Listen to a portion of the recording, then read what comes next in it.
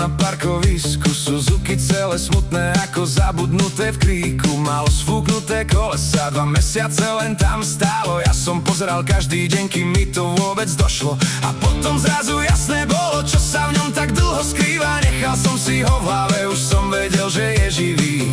A tak som doňho šiel s rukami o dole a povedal som si potichu, že raz sa to rozbehá. Krpec auto, krpec auto, Gucci kabelka, Gucci kabelka. Chytil som ho späť do rúk, zasa patril na cestu. Krpec auto, chýbaš mi veľmi, veru. Podarilo sa mi ho kúpiť, obraviť a dať mu tvár. Každá malá rána na ňom bola pre mňa ako dar. Ale prešla veľká rána, taká, čo vie zložiť deň. Odišla mi spojka zrazu a ja som stuhol v nej. Smutok sadol na sedadlo, ťažký, tichý, bez slova. Môj krpec auto stál tam celý dole bez pohybu. Teraz len slintá na parkovisku pred McDonald's na okraji. Ja mu sľubujem, že zajtra sa znova rozbehne zrazu.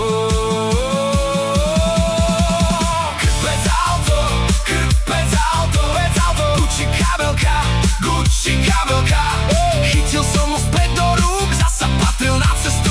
Krpec auto, chýbaš mi veľmi, veru. Zajtra idem von, nech je noc akákoľvek, nech má vybitý lesk, ja ho dám zase dokopy. Viem, že čaká len na mňa, na ten prvý nový štart. A keď otočím kľúčom, zmení sa ten smutný pár.